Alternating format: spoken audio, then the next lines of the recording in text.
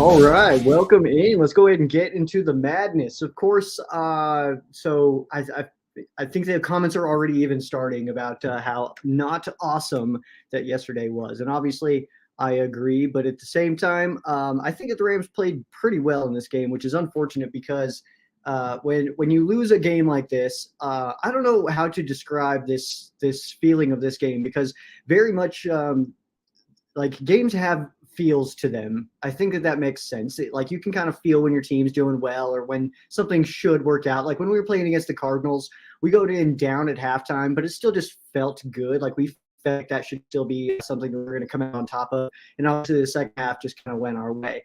This one, I don't think it ever felt like the Rams were going to take the game, although we had more first downs, a better third down conversion percentage, a better more run yards, more pass yards, more time of possession, more everything. But there was something about this game that just felt a little weird. And there's obviously some things that happen that are extremely unfortunate. You know, you have the last play before the 2-minute warning where he was so short, he lost yards on that, and they gave him a first down. Then obviously we weren't able to challenge that with no timeouts. So there's a lot of different things that go into that. Obviously, we want to just blame the refs on that, which is reasonable. But at the same time, I mean, I hate blaming refs. It's like don't put yourself in a situation for the refs to decide the game. Then, if you're going to be concerned about them deciding it for you, so we had our opportunities. But I'll say, like going back to feel, first play of the game, Cooper Kupp drops a ball, and it was like, oh no! Like that was my very first thought. I was like, oh crap! Like, and then he dropped the second one, and it was like, okay, it's going to be one of those days. Got it. So I don't know about you, but that was definitely how I felt about this game. Just kind of felt a little off, a little like we were just not playing to our capabilities. Darian Kendrick looked very off in this game. Michael Hoyt finally looked good rushing the passer, but still in coverage, just not getting it done. The offensive line didn't seem to they weren't as stout as we have kind of grown accustomed to seeing them, so that was unfortunate. So it feels like they kind of were worse in this game, but obviously you got good pass rushers out there, so obviously credit to the Steelers in certain aspects there. But, I mean, it's the first of two back-to-back games where we have a team coming off of their bye week, which is extremely unfortunate as well. So hopefully we get hopefully we get a better response from this team next week, because this week just didn't feel like this team was really in a position to get it to kind of take over that game, if that makes any sense. So like I even kind of think back to like that play and how they do the sneak. He clearly loses yards and they gave him the first down on it. Did it feel like the Rams would have gone down and scored? Because to me, I would say no. It didn't really feel like the Rams were going to go down and just put it in the end zone if we got the ball back. It was kind of one of those where it's like, well, I hope so, but I don't know. So, like to start, even like this comment came in before I even started here. He said, we only have ourselves to blame for this loss, which is absolutely true. We didn't get a ton of yards. We had more yards than they did. So, I mean, there's that part of it. Maher, though, yeah, he literally screwed us out of 7 points. So, Maher did not look good in that game. And we did hear from McVay that they're going to explore the option, or at least have a discussion about the kicker position. And that's all we can really ask for right now. I mean, we're going to be going into week 8 of the NFL season. We knew that this was a little bit of a developmental year for this team. So, I mean, you kind of look at all the aspects of it. It's like, yeah, it sucks that we're 3-4 right now because we feel like we're a better football team than a 3-4 football team. But overall, we kind of knew that this wasn't going to be maybe a Super Bowl run season. So from that perspective, I'm still not super down on this team. And again, we had more first downs, better third down conversion rating, more run yards, more pass yards, more time of possession. We just it just didn't come together the way that we wanted it to. So I'm still not super down on this team. And I do feel like there's going to be a stretch where we kind of string together some wins and probably sneak into the postseason. But I don't think that we're like in line to be, fighting for another ring this year or anything. But I do feel like this team will kind of put it together, in at least to the point of the end of the season where we'll all kind of go into next year with a lot of hope, if that makes any sense. Yeah, Paul, I mean, said it before the stream started as well. Big disappointment. Yeah, it was definitely not awesome. Cool, bro. We'll get guests here soon. I'll go ahead and put the join link in the comment section, so you check that out there. and then we'll kind of go through some guests here. I think, yeah, Edwin's on here, capital WIN. So yeah, I'm sure we'll have some guests, get some good stuff. I got the screen next to me that I can watch the game on tonight. So I don't want to sit here like for the whole game because I do want to like sit down and just enjoy it. But yeah, I'll at least have that on, so I don't gotta like bail as soon as the game starts because I just like watching football. Can you blame me? Yeah, Edwin's totally right here. Like right after that DJ Watt interception, it was kind of like, oh, okay. Like it really did just feel like right then. It was like, oh, it's one of those days. Okay. Let's see.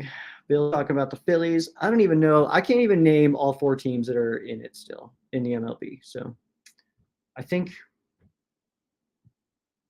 there's a Texas team in it. That's all I know. Yes, Ramsaholic. Yes, let's do this, man. We'll get together on that for sure. All right, so a guest that everybody seems to not only have embraced, but that absolutely loves. Edwin, I'm going to get to you in one moment, man, because we have just hang out with me, man. But we've got this guy who's been hopping on the last few weeks here, and seems to be a bit of a fan favorite, man. It is cool, bro. What's going on, dude? What's up, everyone, and what's up, bro? So I got my questions like always, but before I go into my questions, I need to tell the chat something. So, for all those everyone in the chat that have been wondering if I should make a YouTube channel about the Rams or not, well, I decided to make another one. It's called Rams Bro #1 Rams Fan, and if you guys want to check it out, you can. I'm mostly just doing it for fun right now and seeing how it works out, but I just talk about the Rams on it, and I'm hoping it'll just be really fun. Dude, absolutely. So Rams Bro, right? Yeah, one Rams word? Bro, all #1 right. Rams fan, and it's all one word. The R and the B are capitalized. All right, I'm gonna find it on mine real fast, and then I can let's see. Oh, I got you here. All right, so I'm gonna do this. All right, so left a link in the comments so people can go find that channel. All right, dude. Yeah, more complos on your hat, by the way. Ramsaholic. For Ramsaholic, thank you, bro. I also Ramsaholic. I've told you this before in the comments. I love that gold hat that you have. It looks super cool. Dude, he's got some good stuff, man. Yeah, Ramsaholic has like the coolest merch ever. Totally. Or like the coolest merch that he wears. Absolutely. So let's get into my first question. What's your thoughts on Darrell Henderson coming back with the Rams? I'm pretty indifferent on Darrell Henderson coming back to the Rams. He was always a pretty average running back. I like Darrell Henderson. That's not like intended to be like a burn or anything like that, but he never really popped off and like did anything where we were like, oh my God, we got to keep this guy around. So I was a little bit surprised to see the move. I'm not mad about it for sure, but with what we saw yesterday against the Steelers, I wasn't really surprised that he kind of had a hard time getting it going because, I mean, historically speaking, and again, not to burn him at all because I like Darrell Henderson, but like that's what we should expect from Darrell Henderson is what he did yesterday. That seems about right. What about you, man? What are you pumped to see him back? Yeah, I am. I'm kind of happy to see him back because it's giving me like that 2021 vibes. We did lose the game though, so I was really disappointed in that. If you guys watch my newest video on my channel, yeah, you can see how disappointed I was. Yeah, it happens, man. We didn't win a game in November that year. We won the Super Bowl, so it's okay. And now number 2. What's your opinion on our offense? In general, I think that the offense just it seems a little bit out of sync right now. Like, I mean, opening with 2 Cooper Kupp drops is very rare, and I don't know. It just kind of seems like they're just not getting any kind of rhythm going right now. So I think it's more explosive than it's performing right now. But obviously, we want to see it keep rolling. And if Sean McVay doesn't ever commit to the run game, then I mean, it's not going to come together this year. It's simple that. But what do you think, man? Are you loving the offense? I know Puka Nacua just had another awesome game, but we could have done better. We could have done a lot better. Like we should run the ball more, but we also need to come up with better plays. Like. And Stafford just, like, so for some reason, he's, like, just keep missing. And I don't know, like, he keeps, like, not getting, like, incompletes, which is like really unlike Stafford. So I was kind of confused with that. Definitely we could definitely up our offense though, and get them better. So I don't know. So Yeah, absolutely. what's your opinion on our defense? I like our defense. There seems to be just like specific plays where it just doesn't feel like it's again just like kind of playing as a unit. Like we saw a couple of plays from Darian Kendrick where he just seemed kind of lazy out there, and I don't know if it was because of his crazy week that he had and all that stuff, but there was a couple of routes that he was covering that was like, dude, like you're better than this. And we've also seen the snap percentages of Aaron Donald kind of bounce around. Like we've seen him close to about playing 3/4 of the game essentially. So again, it's just an overall thing that I think we're rotating in a lot, but not at the positions that I would necessarily expect them to, considering that we don't see like John Johnson really touch the field on defense when he seems like a very logical person to rotate in and out. But we see like Michael Hoyt in coverage instead. So it feels a lot like self-inflicted wounds right now, especially on the defensive side. Yeah, I think our offense is getting better, considering that we are a really young offense. Defense. I think our defense is definitely getting better. We could have done maybe a few things better, but it is a young defense. So I'm looking at the offense question. No, you're good. Yeah, but you're right though. It is like it's we have to expect with this young of a team and this many rookies on this team that we're gonna see some times where it doesn't seem like we're as good as we should be. And this seemed like one of those weeks. Yeah, same. And before I get on to the next question, Paul M in the comments. I saw before I came onto the stream, I saw that one comment. It said, considering like how we're playing or something, we probably aren't going to make it to the playoffs. Yeah, that one right there. So don't give up hope, bro. Don't give up hope. We could still get to the playoffs. It's still kind of early. We still got to keep hope. We got to keep hope in our team. So just keep hope, bro. Just keep holding your hope in the Rams. We can probably still get a win. Hopefully the Cowboys game goes a lot better. I'm with you. If we can go into the bye week with a 5-4 record, I think that I'd feel okay about that. Something that made me feel a lot better after that loss was I went on the Payo stream like near the end of the game. Shout out to Payo if you're watching this. And then like you unboxing that thing unboxing that box from G12 legit made my day, bro. Payo, you're like the best. Everybody that watches Payo, he's like the best. He's like the nicest person ever. Yeah, Peo's one of the nicest human beings I've ever met. He like doesn't say anything bad about anybody ever. I try to get him to say bad things, like or be mean to somebody, and he just won't do it. Peo is legit the nicest. Yeah, super nice. So, for my fourth question, what do you think Rams should do with Maher? Oh, we should get rid of him right now. Yeah, you can't have a game like that and keep your job. Yeah, Maher is. I don't even think he should be playing in the NFL. Sorry, Maher, if you're watching this, but like. I'm not. No, get out of here. You can't make any of those, dude. Like extra. Like, come on, man. Maybe he should go like back to like Pop Warner football or something. Yeah, this is the pros, man. This is the best of the best. You got to make some of those. Like you can't have a game like that. So later, man. Maher, I think Maher is one of the reasons why we lost this game. We need like a better kicker, like Matt Gay. He was like amazing. I wish we still had him. This is our karma for not paying Matt Gay. Mm-hmm. This is just instant karma right now. Yeah, that's what we get. Now for number 5. What's our hopes for week 8? My hopes for week 8 are that we just get the Cowboys on one of those days where they look like one of the worst teams in the league. Because I think that right now this team has no confidence. Like we're kind of just playing football games, but it's like going against a team like the Steelers, who are statistically not a good football team at all, but they're now sitting with a 4-2 record. So, like, obviously what they're doing is not sustainable for the end of the season or anything like that, but it's a team that the Rams should have beat. Like, on paper, we are better than the Pittsburgh Steelers. So, I think for week 8, I think that I just want to see a little bit of momentum built, get some confidence into these young guys because Like we've even heard the comments from Aaron Donald that like he's frustrated with not being able to string together any wins. Like we can't win back-to-back games. So I think that's something we need to look at. We need to get just that energy and that culture back up. It kind of feels like our culture is a little off right now, and we're just like okay with not putting it all together, not putting the full game together, and then we just kind of leave and it's like, hey, well, we get to next week, and we get the comments from McVay of like, hey, I just got to do a better job, get my guys in position. So like it's like, well, then do it. Like we gotta do the things that you say you're going to do, and then hopefully that happens against the Dallas Cowboys, who are also not necessarily a great team.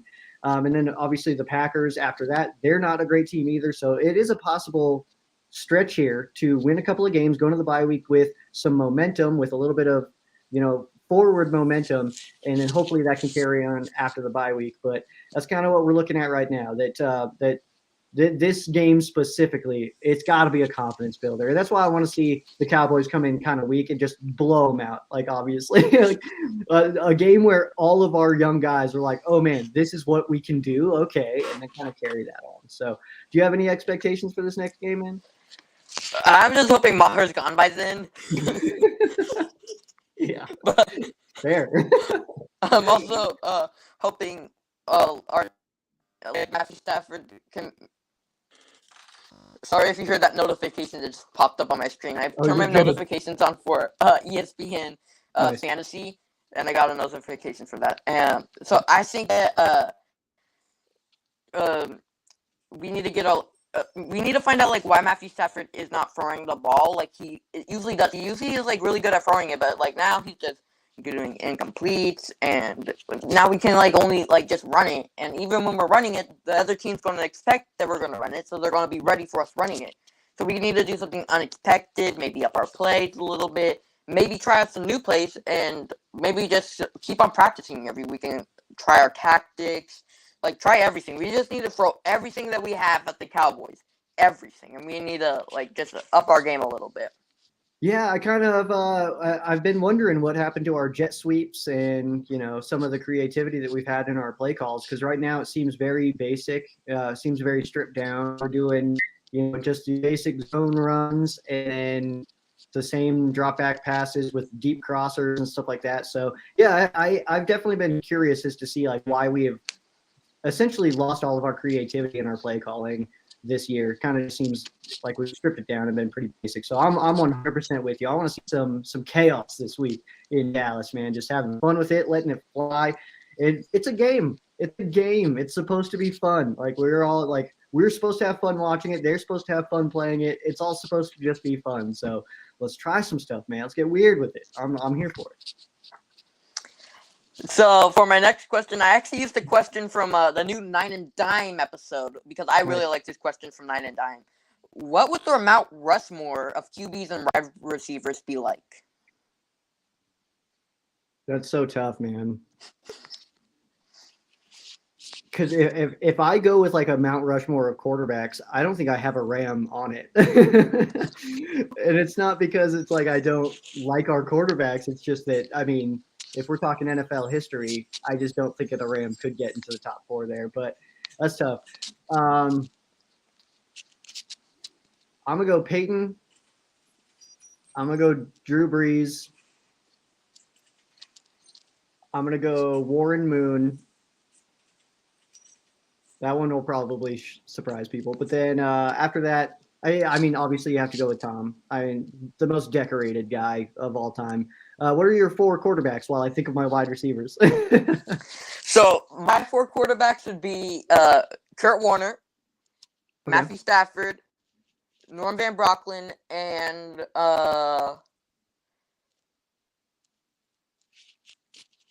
I'm just picking between one of the 2. I think I'm going to have to go with Jared Goff. Jared Goff for number 4. So you're just going to clean sweep on Rams and make me look like the worst fan ever? Come on, man. Sorry, bro. I just don't like any of the other QBs. Dang, man. Just threw me under the bus right there with your picks, man. No. Oh, sorry, bro. That's all good. That's all good. I just don't like any of the other QBs. That's fair. I only like the Rams ones. Sorry, any other NFL team fan that is watching this. They're not watching this. Don't worry about it. This is only Rams fans. No other team is showing up here. I got John in my comments, who's one of my Facebook friends. He's a Steelers fan, but I'm sure he's only here to kind of like hear what I have to say about what just happened yesterday. He's a good dude. But my wide receivers, man, I'm going to go through them real quick. I got Jerry Rice. I'm going to put Calvin Johnson. I'm going to go with Terrell Owens. Absolutely love that dude. And I'm going to go Cooper Kupp. Cooper Kupp is I realize it. A lot of people will think it like recency bias when a Rams fan is picking Cooper Kupp in this, but he had the single best, greatest wide receiver season in NFL history in 2021. Getting the Triple Crown, Super Bowl MVP, that is something that has not happened. That's never happened. Only one other guy has ever done both of those things, and that was Jerry Rice, not in the same season. So Cooper Kupp had the single best season for a wide receiver in NFL history. So he's absolutely going on there, man. Those are my four. What are yours? My four is Cooper Kupp, obviously number one. Then I'm going to have to go with Elway Hurst. Then I'm going to have to go with at number three. Number three, I'm going to have to go. Tom Fears. And then number four. You're gonna do it again, right? You're doing this again to me? It's okay. There's still good options on the table for you too. And then at number four, I'm gonna go with Jack Snell. Dude, reasonable. No Bruce or Holt. Interesting. I thought you were gonna go with a Bruce on there. Man, you got me, man. You have more questions? I got Edwin waiting in the wings here. He wants to hop on in a minute. And for number seven, I actually have a question for the chat. What are you guys dressing up for Halloween, or what movies are you guys watching for Halloween? Good question for the chat. Definitely pop those in there, man. What are you dressing up as? Let me tell you. Let me get this real quick. Sick. Oh man, mine is so insensitive. I don't know if I want to say it. Mine's not very. All right. Uh-oh. All right, just a classic, dude. That's a classic. That's absolutely flawless, man. Like I went to a Halloween contest and I actually won the Halloween costume award for this. And the 1978 Halloween is sorry. The 1978 Halloween is one of my favorite movies of all time. That dude, great pick, man. I don't know if I want to say mine because mine is really insensitive. My costume idea, or it's what I'm doing. But okay, I'll tell you, it's not that bad, I guess. At my job, we do a thing called the cash bomb. So it's just a day where we're giving away just a bunch of money all day long on the radio. And because it's called Cash Bomb, my station is pretty like open to jokes and all that stuff. I'm actually dressing up as the Unabomber, just because I think that's hilarious. So that's yeah. But dude, it was awesome to hang out with you again, man. Definitely. Again, obviously, you're more than welcome back next week, man. Please hop on. But other than that, man, I'm going to get Edwin here. We're going to have that conversation. But I'll see you in the chat, I'm sure, man. And enjoy the rest of your night, dude. All right, thank you. Peace out, horns up, and may the force be with everyone. Dude, yes. That's the coolest guy ever. I love Rams, bro. That guy is absolutely awesome. I did share his channel in the comment section, so definitely check it out there. Check out his videos for sure. Give him a sub, help him out. Any Rams creator, go help him out, man, for sure. So another guest hopping on in. He's got 4 capital letters in his name. It's wild, man. Capital E, capital W-I-N. Dude, how you doing? Dude, I never even thought of that. 4 capital letters in my name. Until you just said that. Thank you. Well, I'm going to tell you a little story before we hop into the conversation. First of all, I have two kids. I have 2 boys, right? Uh-huh.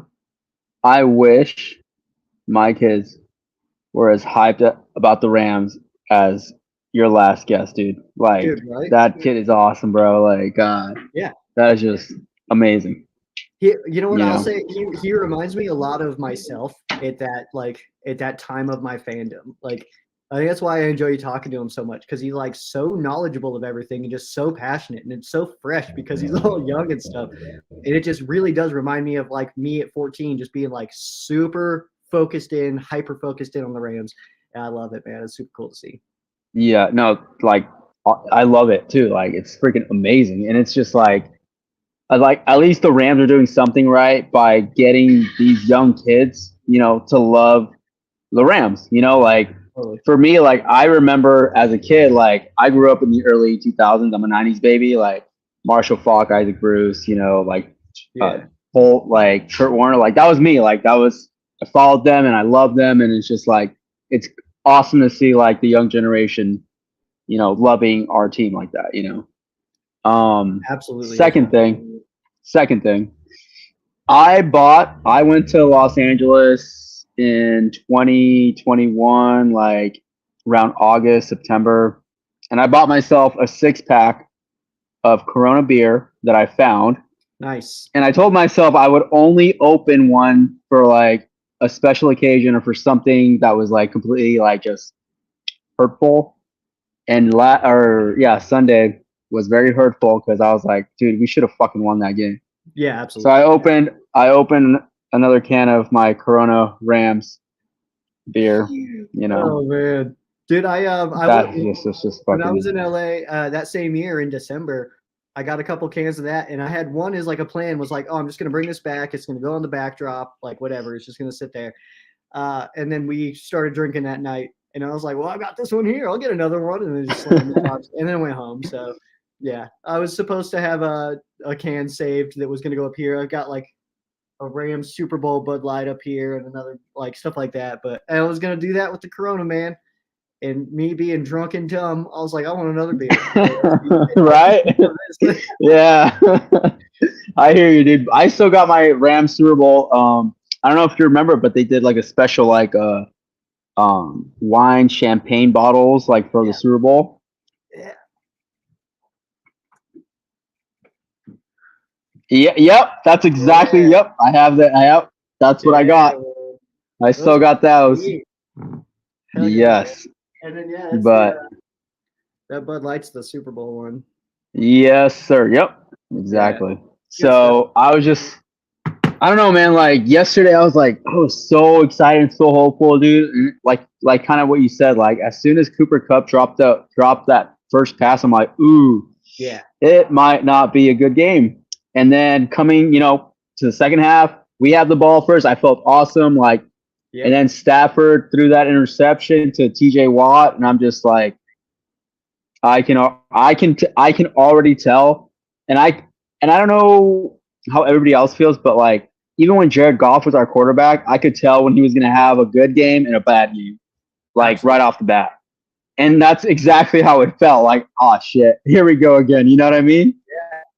It really did, because you're 100% right. If we would open up a game and Goff would go 0 for 3 on a 3 and out, and we'd punt away, it was like, oh man, Gurley better be on today, like because otherwise we're not gonna win. Like you could just but that's the first play he would hit Robert Woods for a 21-yarder, and you're like, all right, we're good, we're gonna win. Like yeah. But that's the thing though, dude. Like we actually I was concerned about our running game, and our running game actually produced. Darrell Henderson and came in and gave us some good runs. Like what was it, Freeman? Like he gave us some good runs. Like absolutely. And then I feel like McVay just I don't know if he just gets in his own head or whatever. Like I can always guarantee he's gonna have at least one mismanaged timeout. It's just gonna happen, and that's just what happens.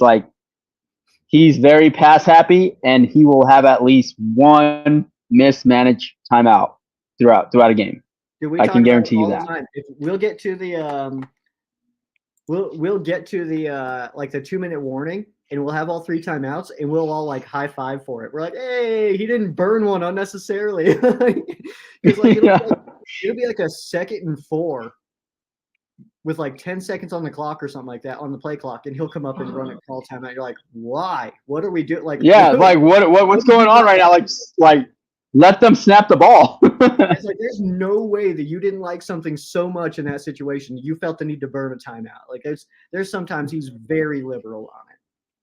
Oh my god, dude! And to me, it's just And especially because of that, and on top of the missed kicks, the missed field goals, I'm just like, oh my god, this is just hard to watch. But like, Yeah, Maher's got to go. but man. you know, John said it here. I mean, Boswell obviously better than Maher, dude. I think I'm better than Maher right now, dude. Let me try, dude. Like, put Dude. me out there, man. That was terrible. is it Robbie Gold still out there? Like, I don't know. Let me look for the free agent. like I would not be opposed to bringing Robbie Golden. Like, he actually made some kicks. I mean, he's a douchebag, but like, I'd rather have him right now. But that was like I'm over it. Like, I'm over the Maher thing already. That was such a bad game. It's like, you can't do that, man. You're a professional. Like, you can't have a game like that. That's what I'm saying, dude. Like, there's people on like the USFL, the XFL that are making these kicks, and it's just like, why are you still on our team? Yeah, get out of here, man. Like, because I don't get it. You take away those kicks and instead just go for it. We're in a way better situation. Oh my god, and that's another thing too, dude. Like, in the fourth quarter, if you're down and we're like in the middle of the field and we're on fourth down, I'm okay if you go for it. Just go for it. Try. You know, like, stop punting the ball. You know you can't, like. The refs don't know where to spot the ball anyway. You never know.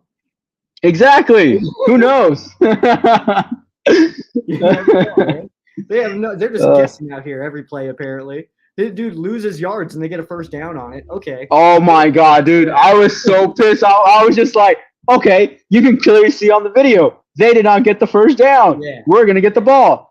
And then the ref puts it, like, as soon as I'm like, no fucking way. I'm so glad I wasn't like, because I just, at my bar that I watch at, like, there's a few Steelers fans that go there. There wasn't any yesterday. So I'm just with my Rams friends. I celebrated too hard on that fourth down stop for it to not be called that. Like, but that's the thing. Anybody with eyes could see they were short. Dude, he did not cross that line. Not even close. Dude, I look like such an idiot out there because I'm like losing my mom, like, fourth down, like, and then we're like, oh no, it's first. Like, oh, okay. What? I'm so mad about that one, man. But I hate blaming refs. No, I do too, because like, and I will never forget this, because you made a video after the Rams won the 2018 NFC Championship. Yeah. You know, about, you know, not Nicole Roby-Coleman. Like, it happens. You know what I mean? Like, you can't complain about it. Yes. So it's like, it's I don't want to be a freaking hypocrite, but at the same time, bro, like, look at the video. Like, you can watch instant replay. Like, what are we doing right now? I've told people, it's like, I need it to get to 2028. And that play has to be 10 years old before I'm allowed to complain about refs again. Right? Right. Because of that, we went to the Super Bowl, so it's just like, you know, but it's still frustrating. Like, but then there's plays like this, and I'm like, oh, okay. It's like karma. They're really pushing it. They're really pushing it. I heard that refs is a Saints fan. I thought our karma was getting smoked in that Super Bowl and not scoring any touchdowns. It's not. Right. We're dealing with it now still. Dude, I don't know who's right now, but I think, wait, is Hot Rod? I want anybody, man. Same, bro. No, Hot Rod's. Is Samuel Sloman still in the league? I hope not. We don't need to trade out Barely Brett for Samuel Sloman. We call him Barely Brett because all this time he was barely making his kicks.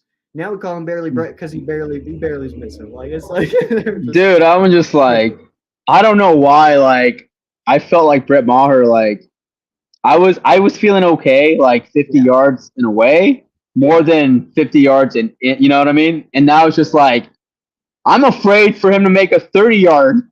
You know, like, missing. I don't know. Like, come on now. And I was getting mad when he missed his second field goal, which was his third kick of the day, and people are still going up, dabbing him up and stuff like that. It's like, no, but like, he needs to be punished for this. Like, yeah, I was like, make him feel bad. Yeah. Make him feel like how we feel.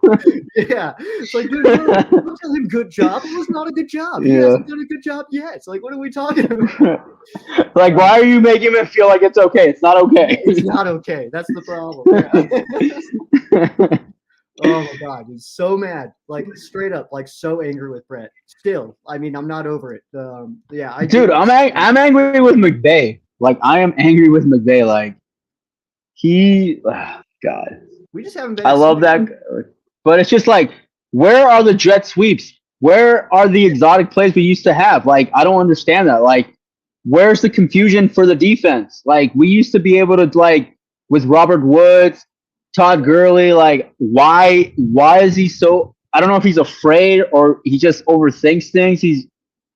Go back to what worked, dude. Like, go back to what made us an amazing offense. You know what I mean? Yeah. Well, we have the talent to do it. Tutu Atwell, jet sweep, imagine, dude, he'll get hella yardage. Dude, he's speedy as hell, and I'm loving him this year. I'm a fan of Tutu this year, and I'm hoping that he knows that, because after I watched that podcast, I felt so bad for like that podcast he was on with John Johnson and that other guy. I felt bad because it was like, oh man, like he was out here just trying his best, and I'm just like sitting here publishing videos called Rams wide receiver Tutu Atwell is a bust, because I wanted to hit all the SEO. I wanted to hit it all, man. So yeah, like stuff like that. So I felt terrible about it, but now he's doing awesome. So I'm hoping that he knows that like, hey, we got your back now. You're doing a good job. But yeah, the play calling is definitely, man, it's not there. It's not exciting, but we kind of knew that this was going to be probably a bit of a toned back season, a little bit of like all that was going to kind of just be probably not that. No, so, and I get that. I totally understand that, but I understood that as far as a personnel standpoint, not as a play calling standpoint. You know what I mean? Yeah, that's fair. Like, I just thought like our play calling was gonna, like, if we actually were able to hit on a few of these draft picks, like Byron Young, Puka freaking Nakua, dude, which I'm still trying to find a jersey, and I'm just like, how are we not playing better? Like, we play up and down to the level of competition, I feel like. Yeah. If we're playing against the Niners or the Eagles, we're going to stay right up there with them. If we're playing against the freaking Cardinals, Steelers, we're going to play right there with them, dude. Like, I just don't understand that. Like, I don't get that. Well, it is frustrating to see that, like, we've been in every single game this season. Yeah. We're not getting blown out at all. And so that's what's frustrating, is that, like, you think about the Eagles game, they just kind of controlled the entire day. So that was kind of just hard for the Rams to get any kind of rhythm in that one. So that one, sure. I mean, they just played a better game than the Rams. But like 49ers, just you take away those couple mistakes. Bengals, for some reason, we're running the football 10 times against one of the worst run defenses in the league. So like, what the heck? So it's like you feel like things could have been different there. This game, for sure, it's like it just never felt like we were doing enough. Like it kind of seemed like when we were in a position to kind of pounce, everybody kind of like fell back a little bit and kind of like relaxed almost, which is very weird. But yeah, man, I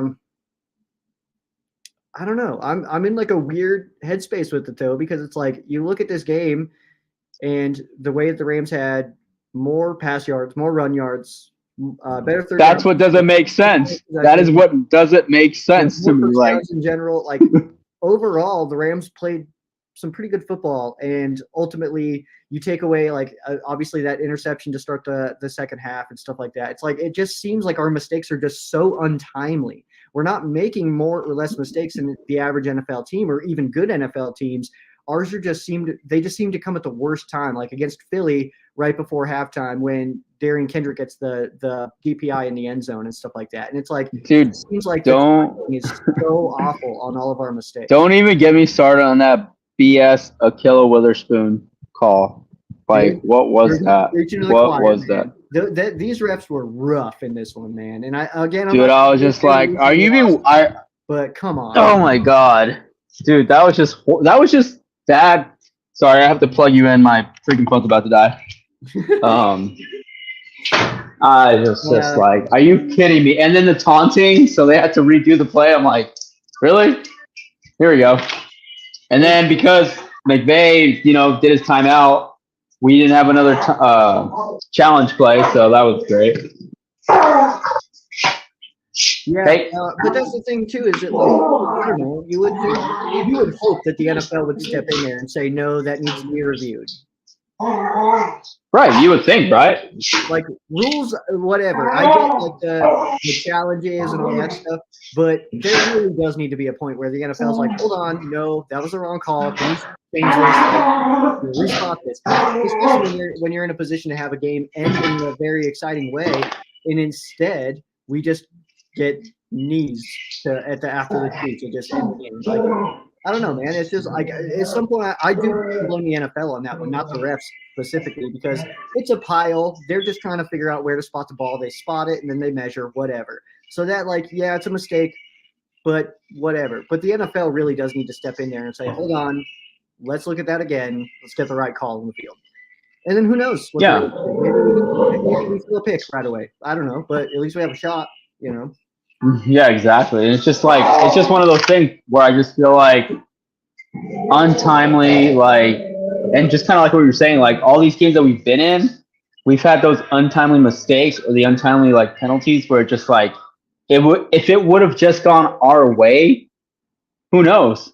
Yeah, we might have a way better record than we do now. But it's just one of those things where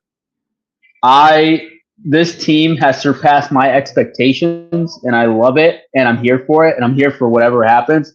But what frustrates me as a fan is we're not getting let down by our players. I feel like it's more about our play calling. It's just more like I feel like Sean McVay just doesn't, I don't know if it's just trust or if it's gets in his own head that he's like, okay, maybe I shouldn't call this jet sweep because they're going to get him. But what he's doing right now is not working. It's been proven time and time again. So go back to the basics. Go back to what made you an offensive guru. Like, you can do this, Sean. I believe in you. I'm here for you. I will pound this goddamn table for you, bro. But you got to stop being so conservative, goddammit. Run those freaking awesome fancy plays. I was waiting every freaking time, I swear, Joe. I was waiting for a fake punt. Throw the damn ball and fourth down, dude. I'm okay with it. Even if you don't get it, at least you tried. I'm okay with it. Ethan has to be able to throw the rock a little bit, right? Yeah, dude. Ethan has a freaking leg, bro. He just needs to be a little more accurate, but I feel like we just need to do a better job at keeping the defense on their toes. Not making ourselves so predictable. Where if I'm calling plays from my couch, I'm pretty sure the defense can see what we're doing. You know what I mean? I say that same thing all the time. It's like if I can be out in Colorado with a Modelo in my hand, knowing exactly what play the Rams are about to call, guaranteed the DC is going to do it. He knows too. Guaranteed. God damn it. Against Matt Canada, that's just a whole nother thing, dude. Yeah, that's pretty embarrassing, actually. Yeah, because Matt Canada sucks, man. And he was not calling good plays, but... No, not at all. Hey, Michael Hoyt. Yeah, I mean, I'm excited to see how he does in the last one. He still is absolute butt cheeks in coverage. He's terrible. He's terrible in coverage, man. He can't cover anything. I'm hesitant to even call it coverage. It's not. It's not coverage at all. It's just oh, we need a body on a body. Here you go, but we know you're not going to be able to keep up. Exactly. It's terrible, man. All right, dude. I'm gonna go through comments here, man. But dude, it was awesome chatting with you, man. It always is an absolute blast, dude. You're obviously welcome. Yes, man. I took your comment from last week, and I was like, all right, because I was gonna go a little bit earlier, and I was like, hold on, no. I gotta go later. Dude, I saw when you put your notification, because I have you pinned on my notifications, and it said 4:30. I'm like, yes. And I literally told because I'm the boss of my work, so I go to my guys. I'm like, hey guys, I'm leaving at 4 because I need to be home so I can be on the show. You guys stay here and do your job, okay? Love it, man. That's awesome. Yeah. Hell, I appreciate you, bro. It's always good chatting, man. We'll get this back. Rams will start a streak right here. How's that sound? Hell yeah, bro. Go Rams. See ya, man. don't know what's going on with the dog at Edwin's house, but I think it's okay. Let's head over to the comments section here. Yeah, we did have John come in. So what's up, Eggs? What's up, John? I don't know if he's still here, but either way, John's a good dude. I've known him for many years. We met via Facebook, so just the internet and stuff like that, and we just pretty much rip on each other constantly. It's awesome. But yeah, he's right. Boswell better than Maher, but a lot of people are right now.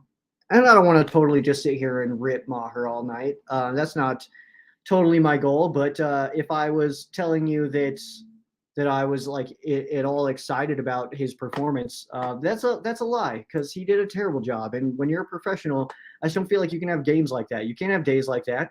That kind of stuff just can't happen. Why does NFL Plus not let you watch like unless you're on your phone?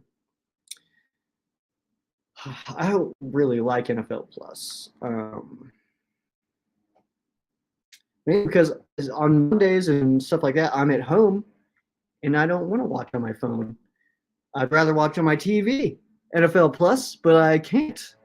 And I'm not going to sit in my living room and watch a game on my phone. That's so weird. Anyway, that's my sidebar complaint, because I do want to kind of check out this game. So got here. I'm watching Niners and Vikings. I'm not necessarily rooting for the Vikings, just against the Niners. I think that makes sense, right? Like I don't hope that the Vikings win, but if they happen to be the reason that the Seahawks lose or the 49ers lose, I'm not mad about that. So take that for what you will. Roger says that Cooper Kupp being back really helping the team. I absolutely agree, because like even John kind of commented in there that Puka, his ability to kind of take advantage of the way that the Steelers took away Cooper Kupp was obviously huge. It's actually something I talked about in my game preview this last week on Ram Showcase, was the fact that if like somebody's going to start keying on Cooper Kupp, and then Puka Nacua is going to be right back to himself of having those massive days, which is exactly what we saw. So that's good news. And Peo time in the house. What's up, Peo? Good to see you in here, man.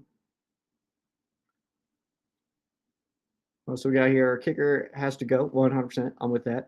And we need to build a strong O-line in order to use our offensive weapons. I absolutely agree, but I also don't really think that our offensive line is like the worst thing.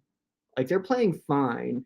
They could be better. It could be a stronger unit, but this is also like, I don't know, we're kind of early in this iteration of the Rams offensive line, and I like what Kevin Dotson's doing, but if we feel like we need to switch up, we still have No Boom sitting there that should be healthy here soon and should be able to play. Oh, come on, Kirk Cousins. Get it together. Just throw a pick. But it's primetime Kirk Cousins. He's going to throw picks and not win games. That's just the way it is. Anyway, I like the way our offensive line is playing. I would put a lot more blame on the play calling than on the offensive line. I think we're doing a bad job in play calling right now. It's predictable. It's basic. It's I don't know. It's not very creative. It doesn't feel so. And I'm not a scout. I'm not like a professional breakdowner of film. But it's not exciting. I know good football when I see it. I don't know how to make it good. Like I couldn't coach somebody and have an awesome offense, but I know what a good offense looks like, and I know when an offense that should be more exciting is not, and where to place that blame. So yeah, that's I'm giving it to play calling there, because it's just not very exciting, not very good, not very inspired. It's not even what we are used to. We're not seeing the jet sweeps. We're not seeing the basic stuff that we're used to seeing out of this offense. And we have the capabilities to do it. We have the players to do it. In fact, I would argue that we have the players to do it more so this year than last year. And last year we felt pretty good about, like Allen Robinson coming in. Obviously, he didn't really do much with us. Then he just beat us yesterday. I mean, he beat us. Whatever, he was there. But you need heart medicine on extra points these days. Pay was right. Yeah, even those were like, oof, hope this goes in, man. It was not like Matt Gay where like you could turn away with high five prompted already, because that sucker was going in, dude. The TV could be back here, and you're like, yeah, hell yeah, Matt Gay, because he was just so automatic, man. He put the mat in automatic. Now it's good to see. Let's see. Yeah, and DJ Phono again said, if that's how you say it, I mean, I'm with you, but I don't think that's the route. The offensive line definitely could be better, but I don't think that's like the cause of any problems that the Rams are having right now. The refs are showing no mercy. No, none. None of the mercy can be had against these refs right now. So, yeah, it's been a wild season as far as that goes already. I know that much. I know that they are not making everybody. I'm making everybody stoked here. Okay, everything is fine. just some puppers playing, dude. Yeah, it's crazy when puppers play. Let's see what these. So we're sitting 2nd and 1, 11:45-ish to go.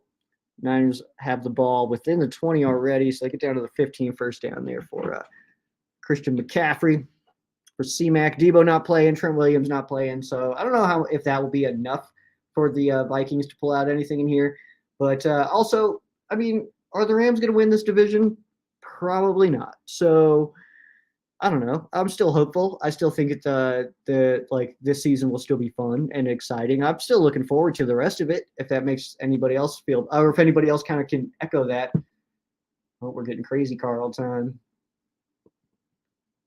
He's on his perch, ready to just destroy something. So 1st 10 from the 15, handoff to CMC to the left side, cuts it up. Ooh, gets about 3, 4. Oh, ball's out. Is it actually out? Probably not. I think he was probably down. So we'll see. Oh, where's it going? Where's it going? They call it Vikings ball, but I don't think that ball was actually out. Probably just going to review it, give it back to the Niners for like a 4-yard gain out of McCaffrey, is what I would guess. If anybody's not watching, or if you are watching, maybe you have commentary. Some weird celebrations going down right now in Minnesota. That's cool. Let's see if the ball comes out. Oh, that's out. That's fumble. That's Vikings ball. All right. Never mind. That's definitely a fumble. So definitely Vikings ball. They're back pretty far. They're on like their own 12. But yeah, that's Vikings football. So that's cool. Stupid Niners. Don't worry. Niners fans aren't here. If they are here, they're terrible fans. Why would you be watching like a Rams live stream instead of your own football game? So yeah, we can talk all the trash we want to right now. They're not here.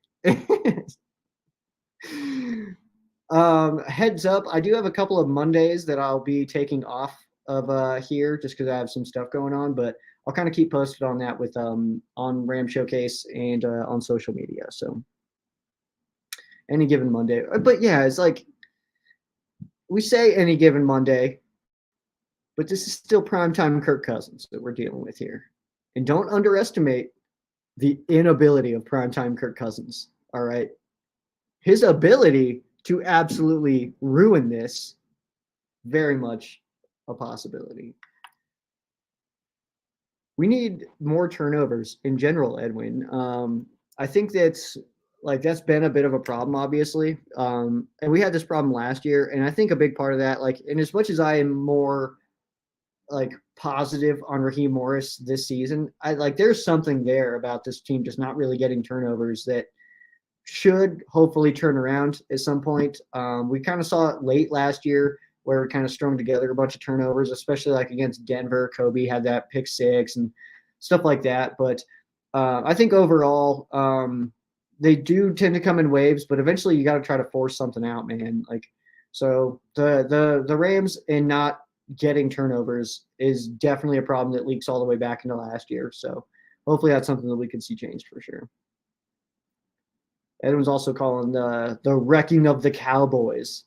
I don't feel terrible about this game, actually. The Cowboys are not very good. They're fine, but they're not great. I don't know. And I guess you could say the same about the Rams. We're fine. We're not great. We're not – neither of the teams playing, in this game, Rams, Cowboys, neither of these teams are going to be in the Super Bowl. All right? So it doesn't mean the game doesn't matter or is irrelevant or anything, but the Cowboys, it's a winnable game for the Rams for sure.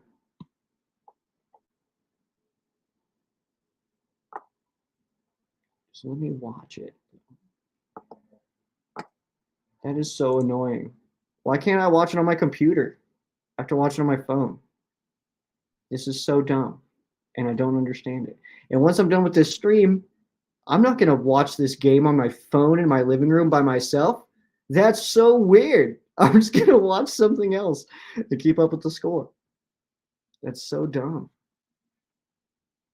Am I crazy for complaining about that? Am I the jerk here? Like, does this make sense to anybody else? That like, it's like, oh, obviously they would only have it on mobile.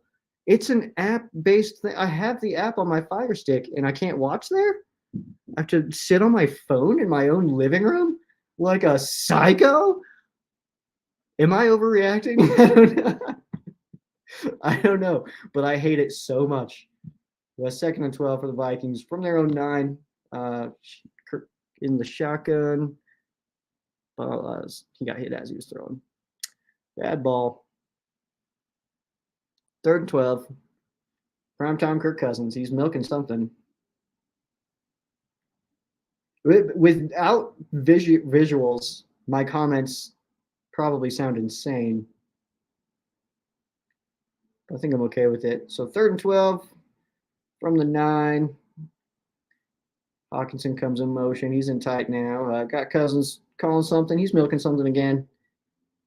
Takes a snap out of the shotgun. Let's see here. It's Hawkinson over the middle. 1st down. All right, 25. Not a bad pickup. I don't think anybody wants to sit here and watch me just like side watch the game and call it, do they? So we'll keep it Rams related. I just try to keep up with it. I don't know if you guys are excited about it. It's fine if you are. I can keep doing it. I've never done like a watch party or anything. This is not really what this is, but I was like watching football, y'all. All right.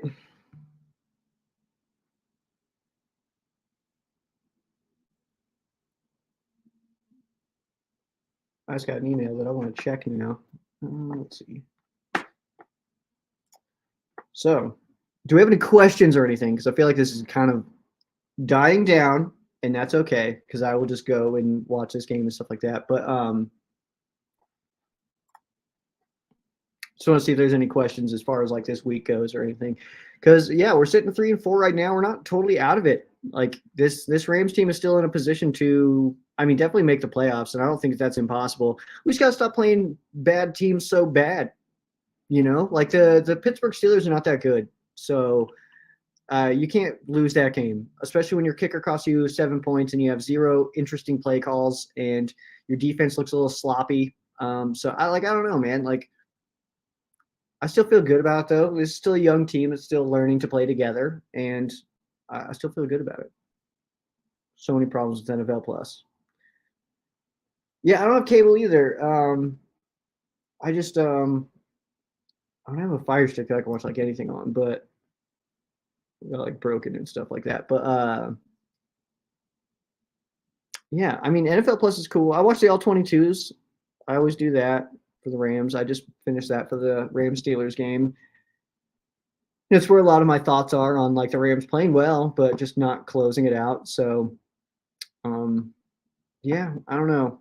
It just seemed like boring play calls, kind of sluggish play, playing to the level of your opponent, and the Steelers kind of just wanting it more than the Rams, I think, is really what that game came down to. So it makes total sense that the Steelers won that game. And again, we can complain about that call at the end all we want to, but did we really feel like the Rams were going to go down and score? I don't know if I did. Like, I don't know if I felt like the Rams were going to get that ball back and then just hit like a 25-yarder, 30-yarder, and then end zone. Like, I don't think that was like a thing that was going to happen. The way that we were calling that game, the way that the offensive line was struggling against that Steelers front, like even if we get that ball back, I'm just not sure. So batteries are dead.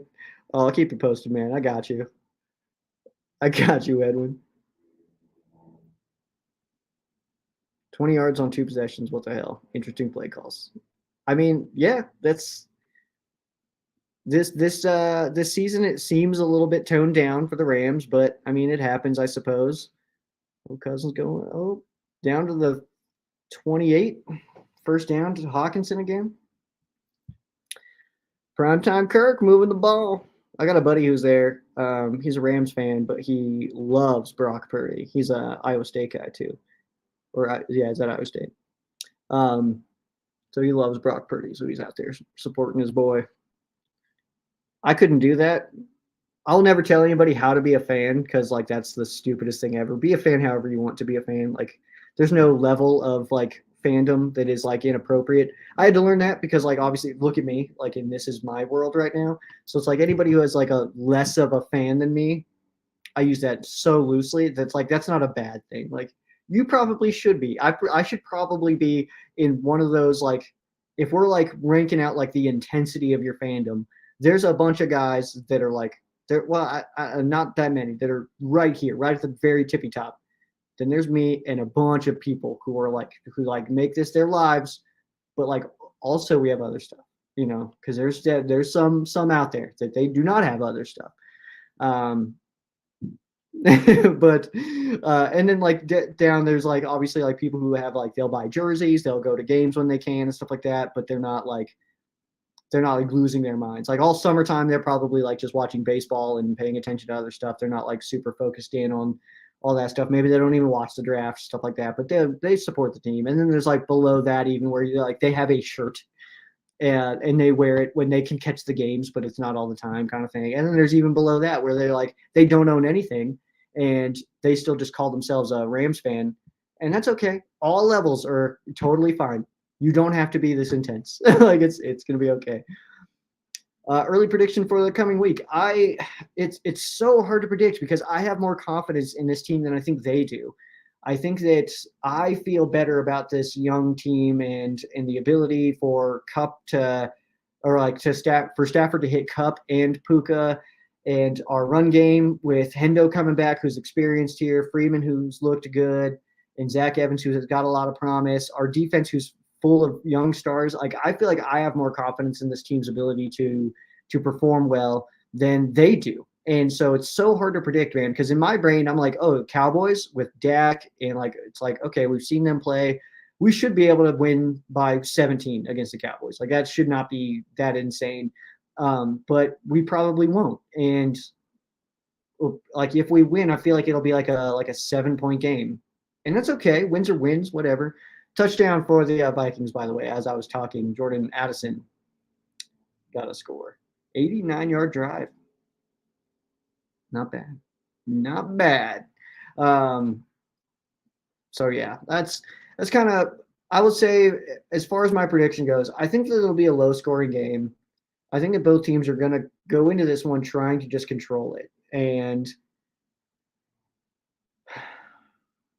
with that being said, man, I hope that if this team can have a better third down percentage than their opponent, have more time in possession, have more run yards, have more pass yards, have more first downs, then we should be able to win. But we just saw that not happen. But against the Dallas Cowboys, because the Steelers have been like the luckiest team in the league this year.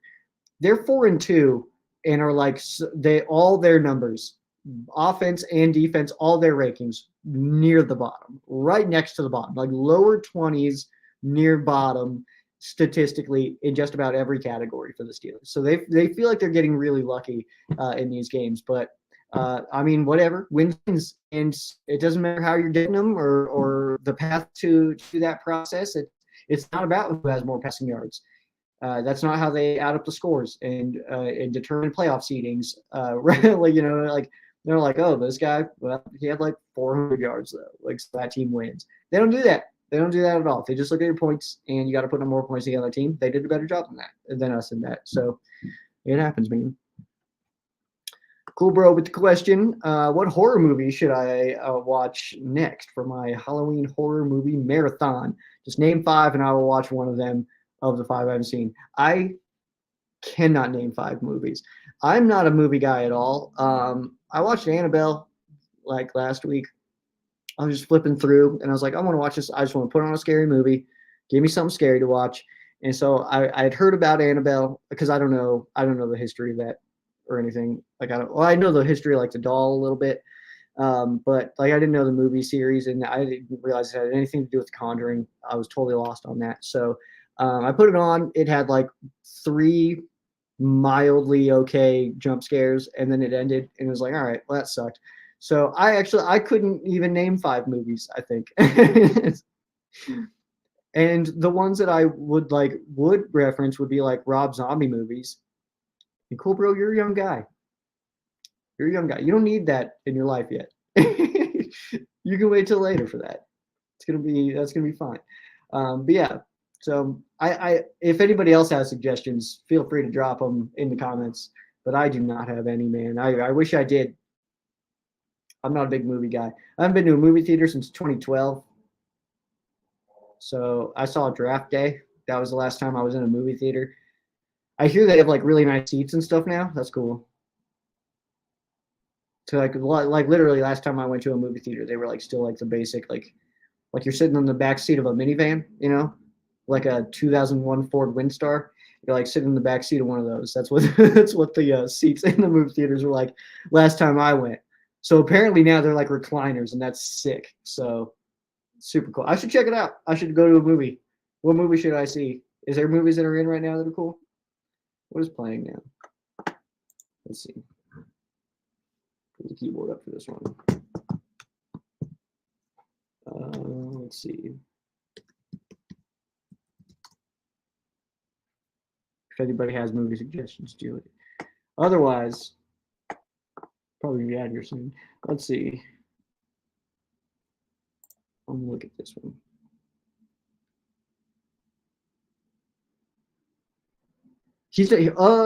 That's an interesting comment actually. It says I'm thinking of watching Rob Zombie movie, but I am too big of a Halloween fan to watch a movie to make fun of Halloween. He's not making fun of Halloween. It's just his kind of take on it. But his versions of the Halloween movies are not. They're not to make fun of them. I only watched the first Rob Zombie Halloween movie, and my emotions on it were like, oh, I don't need this. Like, I don't need this in my life. I just need like the Halloween movies are fine. I didn't need a zombie version of them. The movies of zombies that I am a big fan of, the first two, House of a Thousand Corpses and Devil's Rejects, those two together are awesome. There is a third of that trilogy that did not need to exist. I mean, it's actually not a good movie at all. So the Three from Hell, that one is irrelevant. It's unnecessary. The way that Devil's Rejects ends, it ends and it's over, and you're like, oh, okay, it's over, and then it wasn't. So so it's unfortunate that he kind of like I feel like not ruined it for sure. That's the wrong word for sure. Because it's still the first two are still really good, but I don't know. And then his other movies are kind of weird. There's like Lords of Salem, which it ended, and I was like, I don't even know what this is about. like after watching it front to back, it was like I don't know what I just saw. I don't even know if I could explain to somebody what it's about right now. Like, and this was immediately after I saw it. And what other zombie ones are there? I don't know. Three from Hell is you skip that though. You don't need to see that one. It's not good. It's not relevant to the story. It doesn't really do anything. It doesn't really help the story. It doesn't really tie up any loose ends where you're like, oh, thank goodness they did that. Like, I'm glad I got closure on that. Because they all died at the end of the second one. So like the fact that there was a third was like, okay, we're just gonna get some bogus story right now. And it started as that. It was like, oh, turns out they did not die from getting shot 80 times. Like, all right, 50 Cent, what up? Like, and then all of a sudden they're just back, and then they're out of jail. But then the actor died, so then he died. They killed him off in the movie. Terrible. If you want a movie to watch in theater, I would recommend watching the new Dune. What is Dune? I don't even know what that is. I also don't like. I don't follow movies at all either. Like I don't. It's not that I don't. It's not that I don't like them or anything like that. Because movies are cool. They're really rushed. Because I'm more of a show guy. He says Oppenheimer too. Yeah, I'm more of a show guy because I like how they can stretch out storylines. Some shows should be movies, and some movies should be shows. Oh, Brock Purdy throwing deep. Oh, it's caught. Was that Jennings? Lame. First and 10, Niners. Let's see here. So they did get across the 50 on that one. I'm trying to look up now what's Taylor Swift is in theaters. That's cool. Killers of the Flower Moon. 3 hours and 26 minutes. Psych. Dude, I don't have the attention span for that. I would leave. I would 100% leave. Even if it was good, I can't sit there for that long and watch a movie. I can't. I'm not going to do it. Somebody just gave me a movie recommendation. They're like, it's like 3. Ooh. They tried to kill George Kittle. So yeah, somebody told me about a movie. They're like, you'll really like it. And I was like, that's cool. They're like, it's like 3 hours. I'm like, oh, I'm not even going to try. Nope. Not even interested. I have zero interest in that. 3 hours, I'm not sitting through a 3 hour movie. I can't. The Exorcist, what? Believer? I wonder if that's good. Check that out. Nightmare Before Christmas in real D, in 3D. I don't know what that means, but I've seen it. I've seen it. Paw Patrol, I'll probably not see that. Saw X, I haven't seen the last like 7, so I'd be lost. I wouldn't know what to do. Oh, Purdy scrambling, gonna get the first. Past the 30, inside the 25. Dang it. Somebody just smash that dude. Just lay a shoulder in, man. Where's Kareem at? He's willing. I don't want to see him get hurt or anything, but I just feel like he's not. He hasn't learned yet, you know. Oppenheimer's 3 hours. Oof. Nope, not going to watch that one ever. Haunting in Venice. Is that like Italy, Venice? Dumb Money, Beyond Utopia, Crossroads. Is that Britney Spears movie, dude? Hocus Pocus, The Blind. I don't know what any of these are. And some of these are sequels. The Nun 2. Don't know what The Nun 1 is.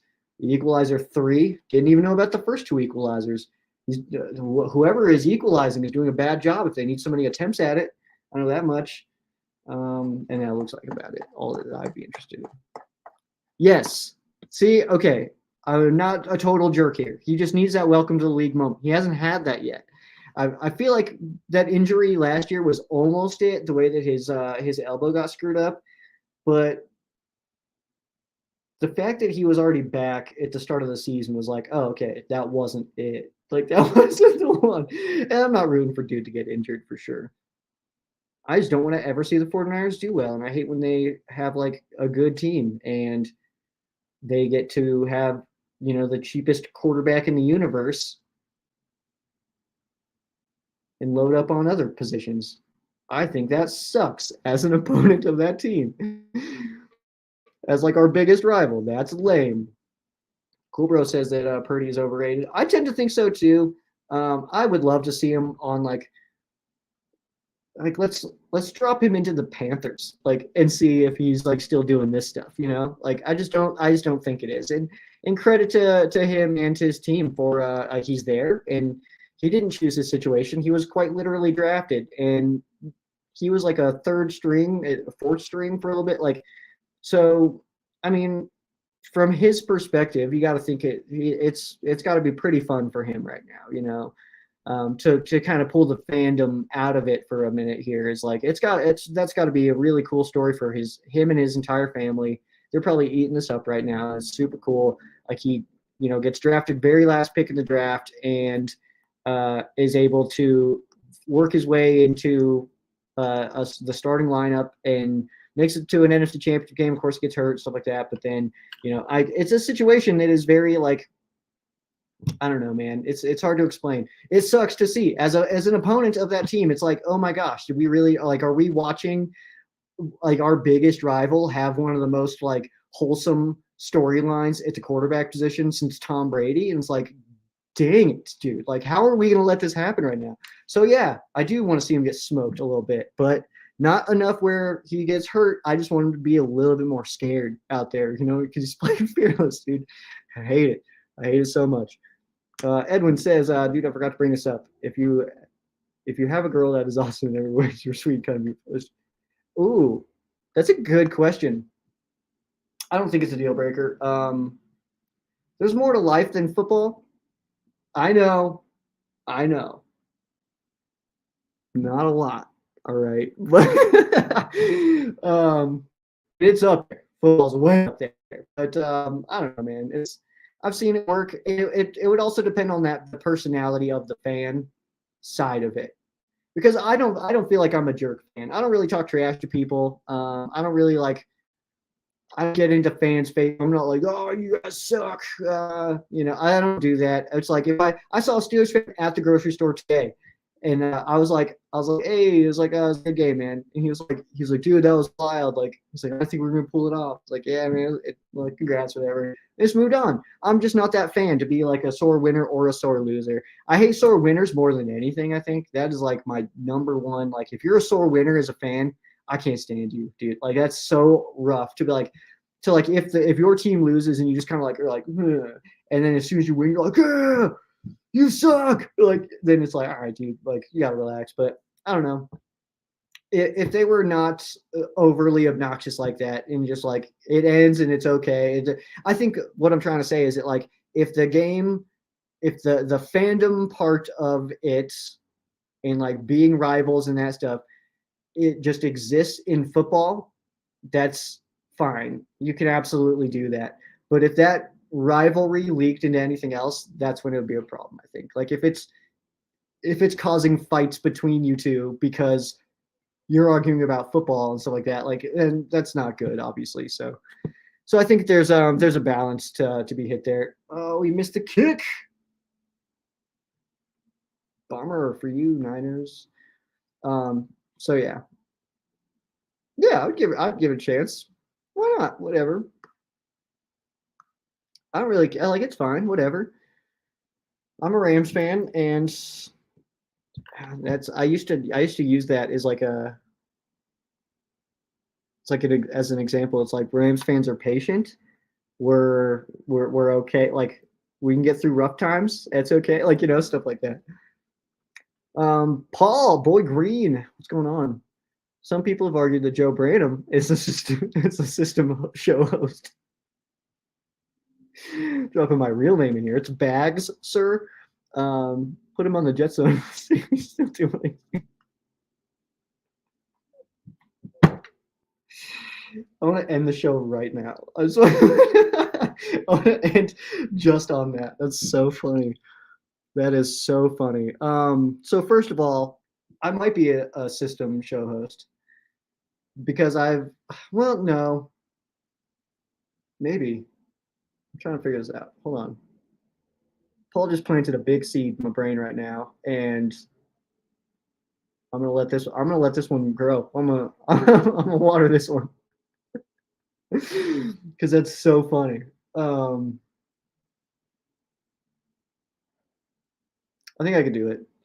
First of all, I've seen you do it, and I mean, I think you get it. But you do really good interviews, though, and your intros. I'm inspired by your intros, Paul. I don't know why I just decided to compliment you after you blatantly took a shot at me. Man, I've been told that I act way too much like an adult for being 14. Dude, vice versa over here.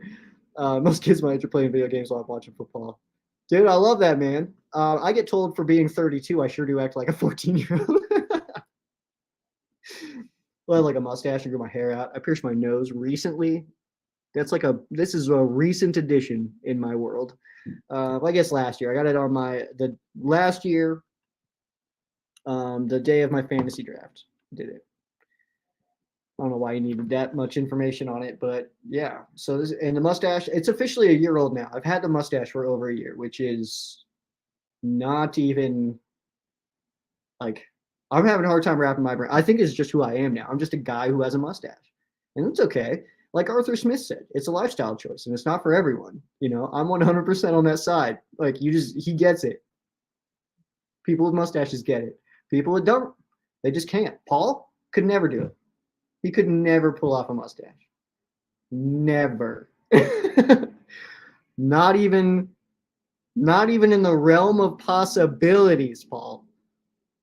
Yeah, let's see. So how long do you keep that lettuce? Dude, that's a good question, dude. I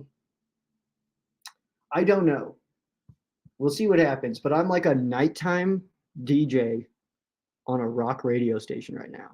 So of course I look like this. This is what I'm supposed to look like.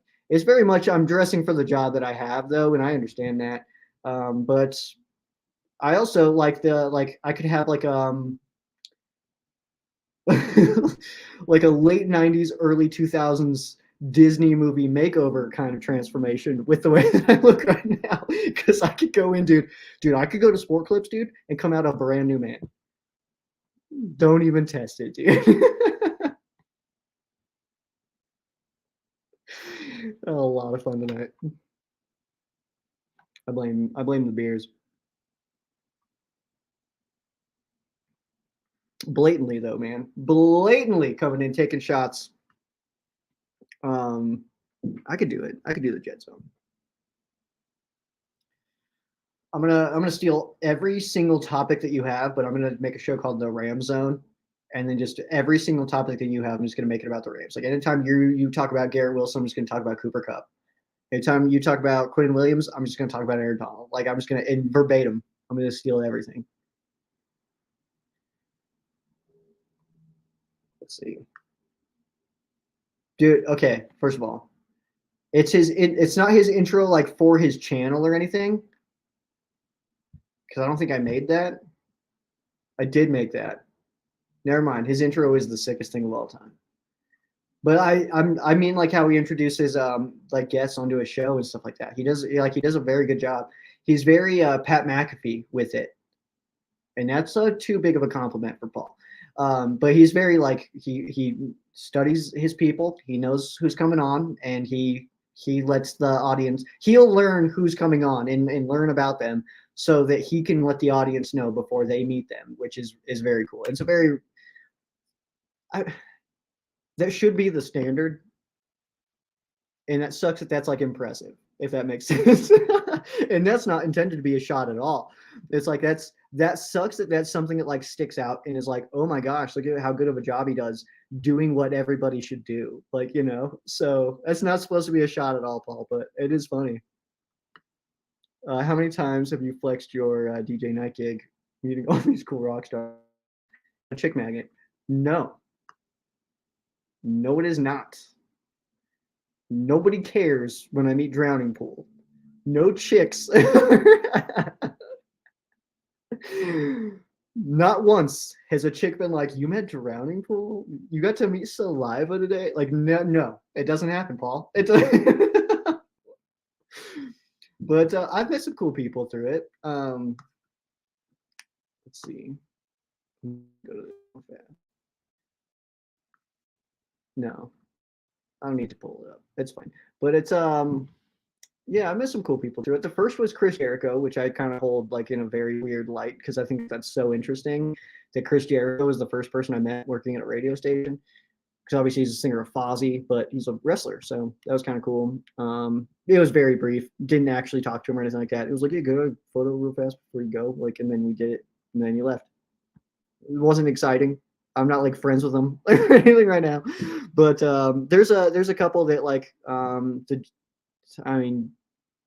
Joey from he plays for Pop Evil and Devour the Day. That guy was absolutely awesome. He ended up like following me, so like he follows a lot of people, so I'm not like pretty big deal. But that was like really cool. Lee Kakati from Man of Pop Evil, that guy's absolutely awesome. He was super cool. Crash Karma, they were both great, super just friendly people, really down to earth and stuff like that. This last time meeting Drowning Pool again with Ryan back in the bands, they were absolutely awesome. Just cool dudes, cool to hang out with. I met Any Given Sin, got to pick them up. That was really cool. That's the best part of it all is picking people up. So like I'll take the truck and go pick them up from the venue and bring them back to the station for the interview, and then I'll bring them back. But that's like those are the moments that are super cool. Like I'm sitting in a Taco Bell with Lee Kakati and like the front man of Pop Evil, and he's like showing me pictures of him and like with like my favorite bands and stuff like that. And he bought me a burrito and we're just chilling, kicking it and stuff. Like it was super cool. I'm in a Jimmy John's with Shaman's Harvest. Like I was like, you have those snapshots. You're like, what even is my life?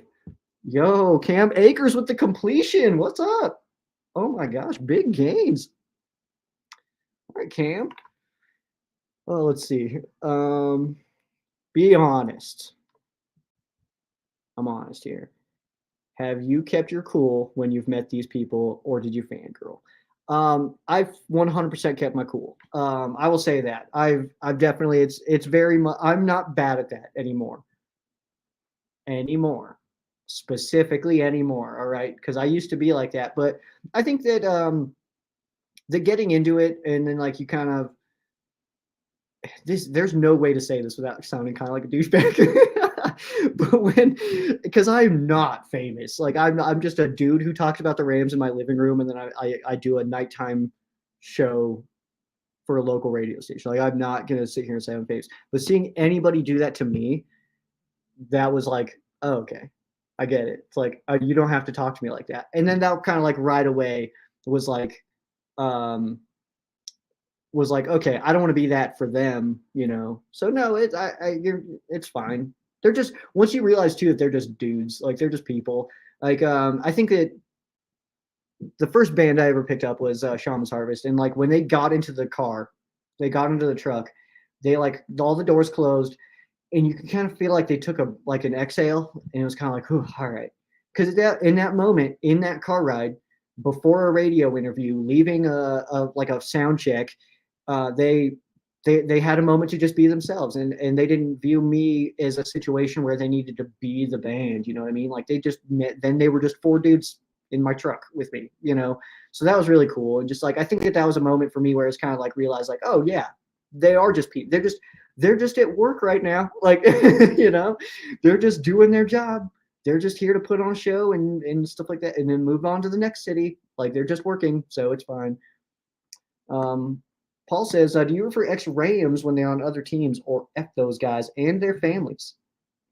I like it. Those are my only two options.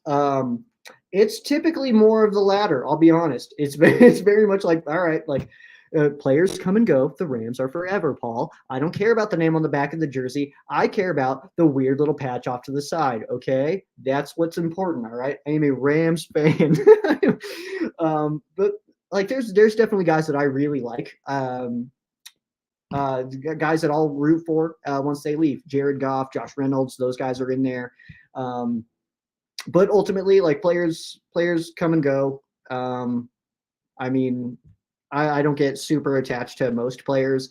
I think that your average fan and I don't say that as like I'm here and everybody like because I'm just a fan as well. But I think that on average, fans tend to get really connected with players, which makes total sense. I mean, they're human beings that are playing this sport that we love and we get really into and stuff like that. And I do really like these guys. And like, there's a lot of dudes I would love to be friends with. Dante Dion specifically. He's not a player anymore, but I want to be best friends with him. He's so cool. But no, the second they're gone, it's like, whatever, man. Like, that's fine. Like, players come and go. The Rams are forever, man. Like, there will be players that I always root for.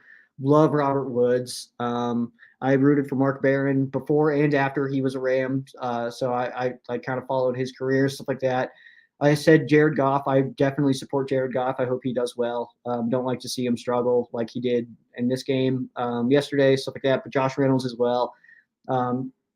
Yeah, man. I support him for the most part, but I think mostly once they're gone, I just kind of stop following them entirely. Oh, I need to do that. I need to post something for work. No, cool, bro. Paul's just being he's just being a bag of butts. You don't have to worry about him.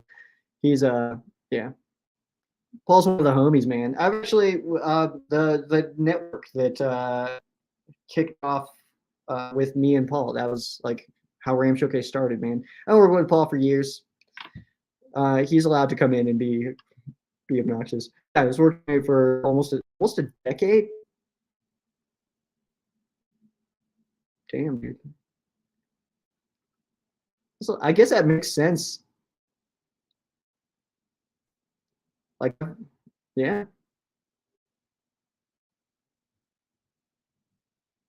Wild. Anyway, like, realization of like, oh dang, it has been a while, dude. Like, come to Colorado, man. I don't know if I'm alone in this, but I feel like we have a chance to get Chase Young next year, and that would be scary, dude. I feel like we have a chance to get Chase Young this season. I don't think it happens. I don't think we make that or anything like that. I don't feel like the Rams are really buyers right now. I don't know if that's something that we should be expecting, but seeing Chase Young come to the Rams, I think that makes total sense, especially if the Rams are going to hit it hard this offseason again.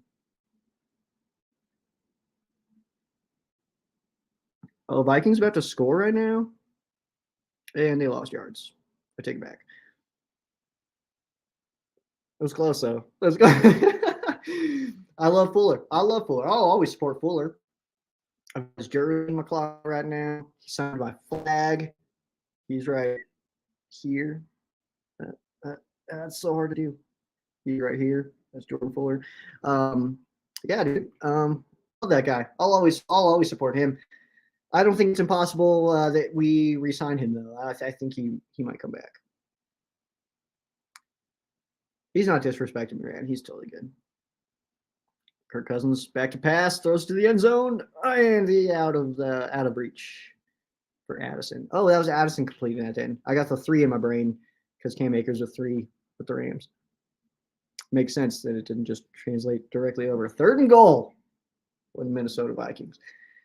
And if they can go up by 2 scores right now, it's a 7-0 game. They have the ball at like the 3. 3rd and goal. 7:42 left, 7:41 left in the second. I don't know, man. Let's see what happens here. 3rd and goal from the 3. Cousins out of the shotgun. Looking right now, looking in the middle. And throw that's tipped by like 80 people and to the ground. Let's see here. A lot of people outside the Rams building thought that they would stink this year. Have you rubbed it in people's faces that they're actually decent? Any use of the pelvic thrust technique we'll discuss. I want to block you, Paul.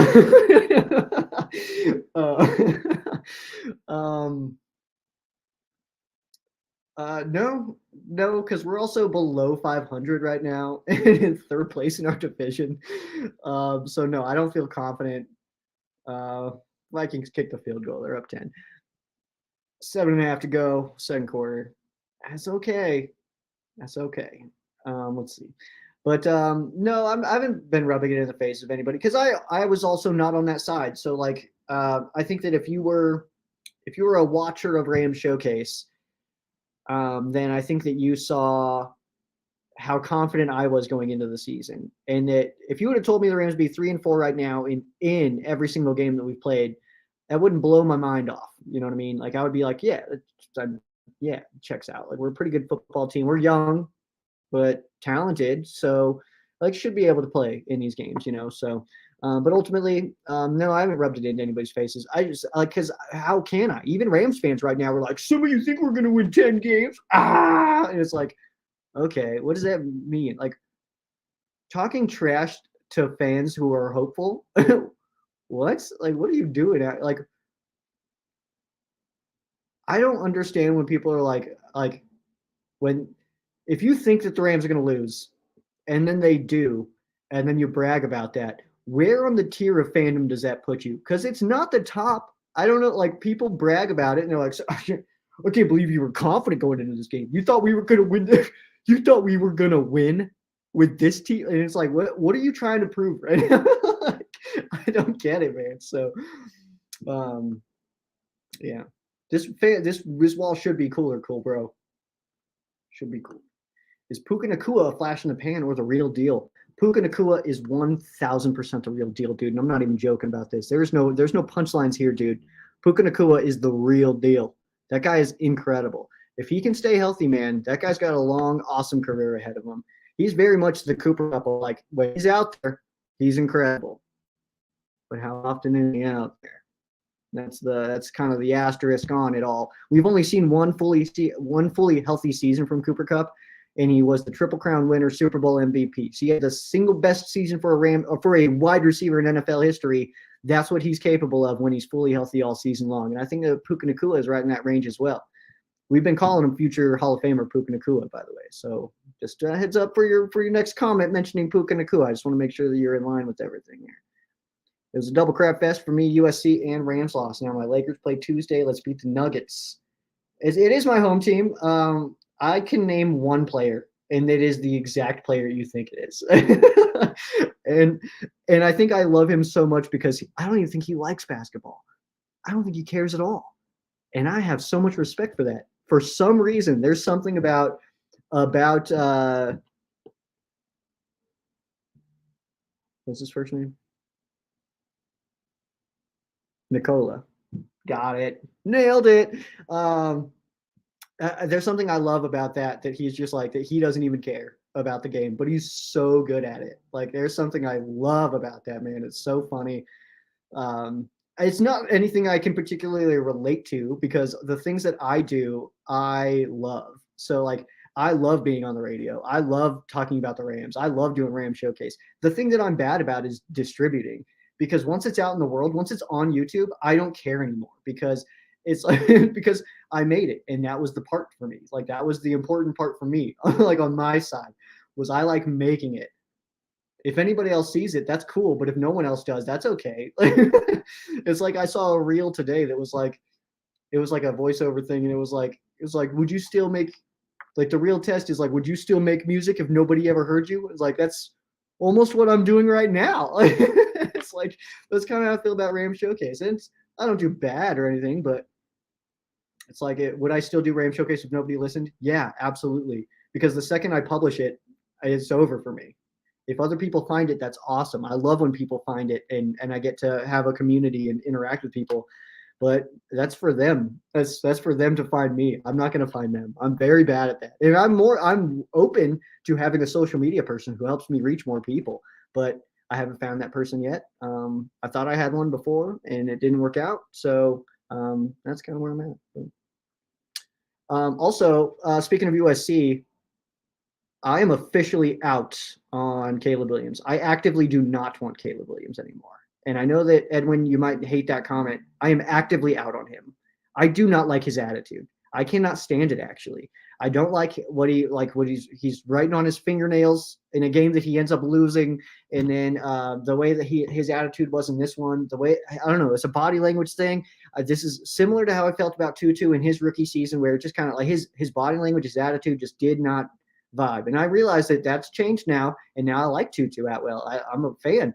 But Caleb Williams at this time of his career, he's putting down the vibes that it's like, oh, I don't think he's my guy. He's not. I'm actively out on Caleb Williams. I don't want him on the Rams, and in fact, I'd be disappointed to see him come to the Rams. 3rd and 2, Purdy empty. And then the center gets lit up. And nobody else moved, so that's a penalty. Get a first down by penalty. You stupid. Sorry. Yeah, Vikings 10-0. Akers looking good. Yeah, he's fine. What is Ramsaholic? If you're here still, if you're hanging out, I want to know your thoughts on Hendo and what you thought about how he played. Yeah, the Joker. I don't know why I couldn't leave it. I'm not a basketball guy. A bunch of people said Sean McVay was going to retire this offseason, and we're dead wrong. Do you hate the media or how that story was covered? Oh, absolutely. I hate the media. And how that story was covered, both. Big completion.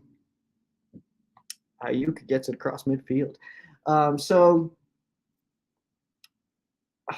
Yeah, I hate it because we've never heard anything that he was actually going to retire. So the story just keeps getting blown up. It's like the story that he was going to miss the game if his son was born. He never said that. Nobody ever said that. Nobody said that. The story had no origin. It just got picked up, and it was like, oh, well, then Raheem Morris going to be the interim coach if Sean McVay's baby's born on Sunday. According to who? That was never a thing. So I don't know, man.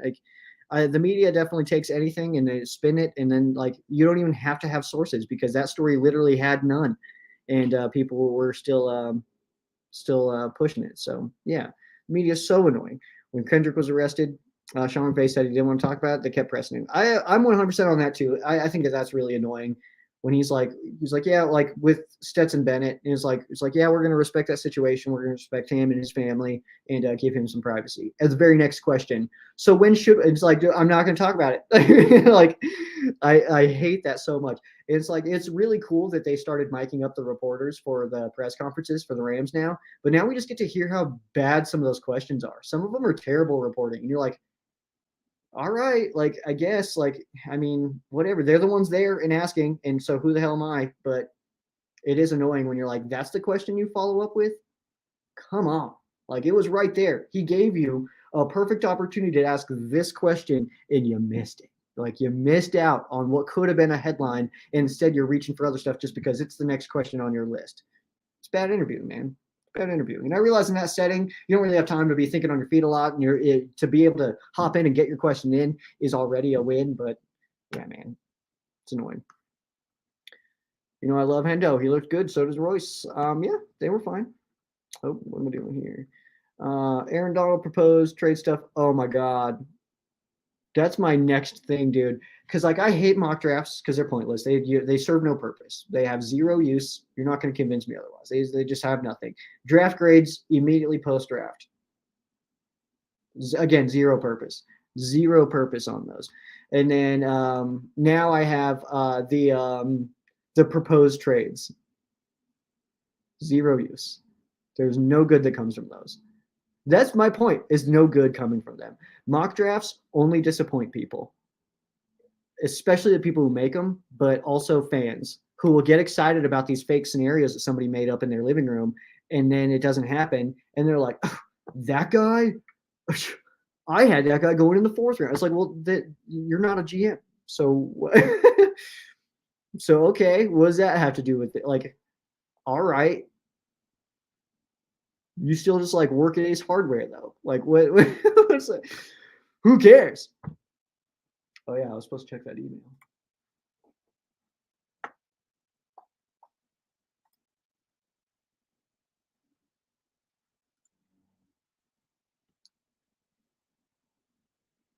Okay. Next, going to the questions here. Yeah, hit the like. You don't have to smash it. You can just hit it gently.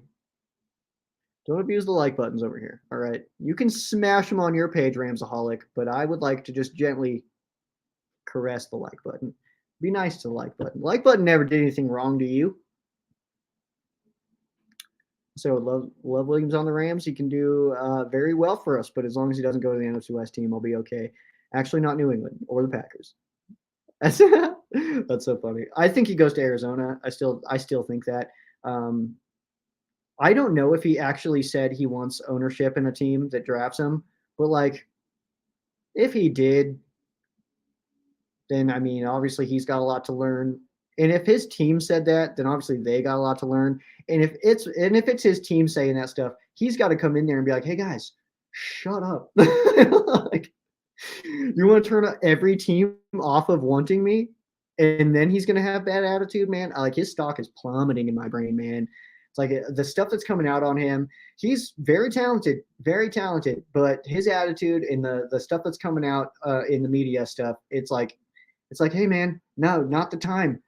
Trying to get into the league, this is not the time to be doing this stuff, man. You need to come into the league, get into your second contract, and then start talking like this, man. You can't be doing it now, dude, especially with the history of these USC quarterbacks.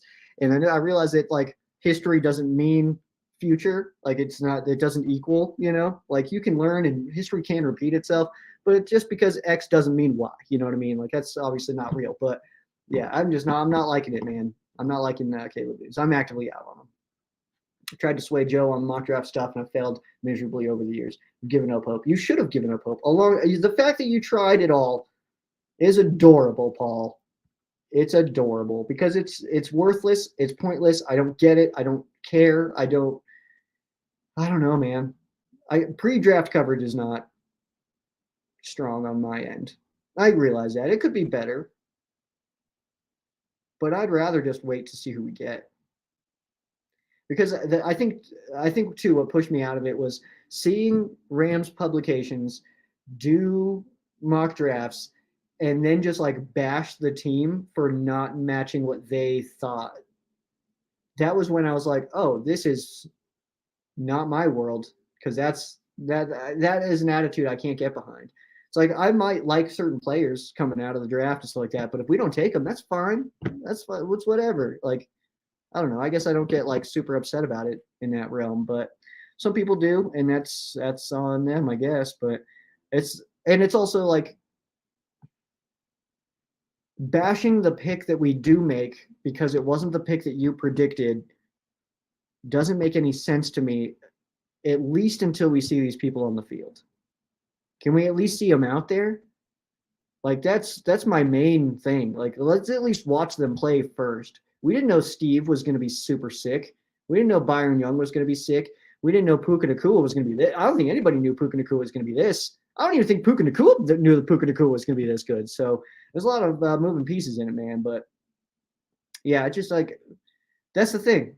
If you do a redraft already and Puka Nacua is a top 5 pick, probably, like, I guess it depends on who's up there, but it's a pointless thing. I don't know. It's a click pusher, which definitely has its value. I realize that, like, as a person who has a website and a podcast, I understand the value that mock drafts have. I just think it's kind of hollow, if that makes sense. It's hollow value on a mock draft. Lakers look stacked. Oh, there's a conversation happening that I don't know of. Oh, yeah, Lakers. That's basketball. I'm going to let this conversation happen, then I'm going to get out of here. So he says, who are your 3 favorite Lakers players? He's got LeBron, Reeves, and Davis. I don't even know who Reeves is. Got to see Kareem and Magic. I know those guys. Oh, yeah. Dude, this is what okay, I wasn't even going to touch on this because it's like, it's one of those topics that, like, you shouldn't, I guess, talk about. But yeah, so I'm not going to call out who it was. I wanted to, but I don't need to. There was a fan that I saw, though, that had so much trash talk on Darian Kendrick for having a gun in LA, and he got arrested for it. And I don't know the background. It's none of my business, really. But they were like, how dare you? You're on an NFL team and you're going to be driving around with a gun. And they were so mad about it, dude. So mad. And then they were like, oh, I hope they catch these people that got DeMarcus Robinson. It's too bad he couldn't protect himself. And it's like, dude, pick a side, dude. Like, are you going to be mad at Darian Kendrick for having his gun? He wasn't to my knowledge, he wasn't doing anything that crazy.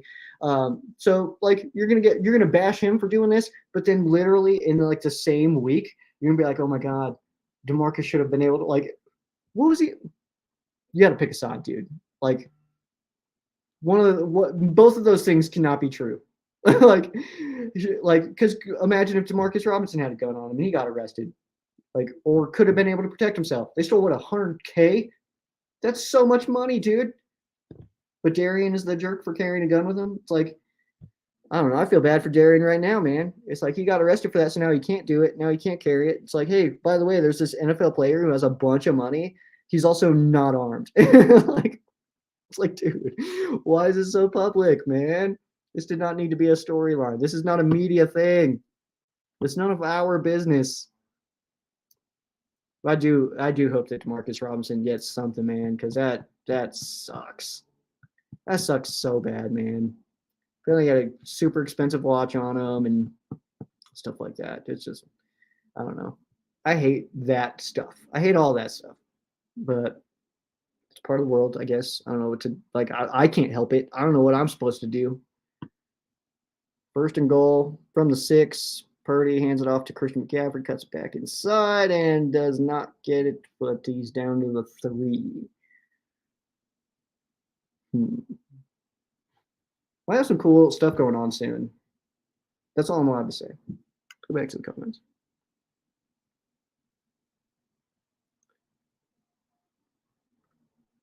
To live and die in LA. Truer words, Edwin. Truer words. We're going to see what this drive does, and then I'm going to peace on out of here. I need to get some food in me. I'm going to make breakfast burritos tonight. I haven't had those in a while, so I'm gonna rip this kitchen up, dude. Rip it up making these breakfast burritos because they are awesome. I like the way I make them, man. What can I say?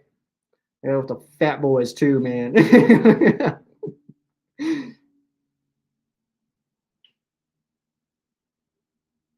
I tweaked my neck. Look at my phone today. That's how old I am. Ooh, some carne asada tacos. Dude, I need to find out how to make that myself. I should be able to do that. Christian McCaffrey takes it and touchdown. That vibe that I just had, that is my favorite thing about listening to like team specific radio broadcasts of the calls. Like, have you ever listened to like like the opponent's broadcast on Rams games that are like historical, like games that we celebrated like we lost our minds for? Hearing the opposite end of it, it brings it full circle and it makes you realize some things. It's like listening to like the Niners broadcast of that NFC Championship game is just like, it's so dark. It's so dark how much I enjoy that. Like the fact that like you feel their dreams and their whole mood just get absolutely crushed. And that just brings me a level of joy that I don't know how to explain. And I don't know what that says about me as a person, but it is true. And I encourage you to look for it. I encourage you to search it. Search for the Bengals broadcast of the Super Bowl ending. Or better yet, go find the Saints broadcast of that NFC Championship game. The emotions are amazing. And I don't know why I love that so much.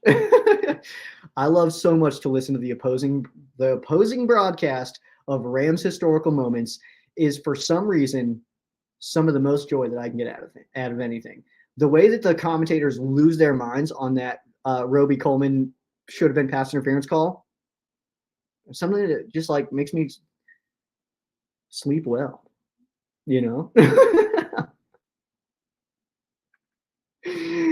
Edwin's going to be in his LeBron jersey tomorrow. I don't have any basketball. Actually, I do have a basketball jersey. Oddly enough, I have a Russell Westbrook Thunder jersey. It's black. It's awesome. I sleep in it sometimes. That's how I treat my NBA jerseys. All right, y'all. Thanks for hanging out with me. We're going to go ahead and hop on out of here. I said I was going to wait for that drive to end. It did end with a touchdown from Christian McCaffrey. So that being said, let's go peace out of here. I'm going to make myself some dinner. I'll definitely be hitting you up for that, though, man. I need to learn how to do it, dude.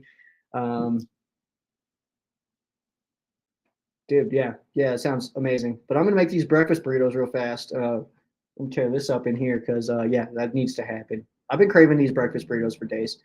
And I went to the store today and got everything I needed. And I was like, yeah, we're doing this. We're about to ruin it, man. So, dude, thanks for hopping on. Cool, bro, and Edwin, man. It's always a pleasure to talk to you.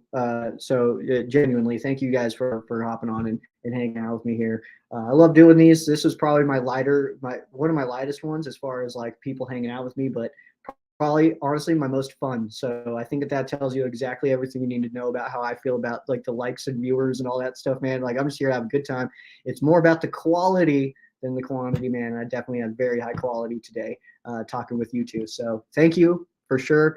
But yeah, let's not go be social media champions, man. Let's go be life champions. Let's go be real, genuine human beings. Be good to people around you, man, for sure. So again, thanks for kicking it, man. Both of you guys, both of you who hopped on, Cool Bro and Edwin, and everybody who hung out in the comment section. If you're watching late, anything like that, thanks for hopping in. I'm always surprised at how many people watch these later and not live. It always surprises me. So that's really cool. Really appreciate it. But yeah, other than that, horns up, go Rams. Was it peace out and go Rams or horns up? Yeah, it's good stuff, man. But either way, Ram Showcase will be, of course, same schedule for this week. Hopefully, it'll be out a little bit earlier on Wednesday. I've got a pretty packed weekend with work, so I can leave early a couple days. So hopefully, we'll get some good stuff going with that. But thanks for hanging out, and see y'all next week on Ram Showcase Live. But of course, this week on the regular podcast.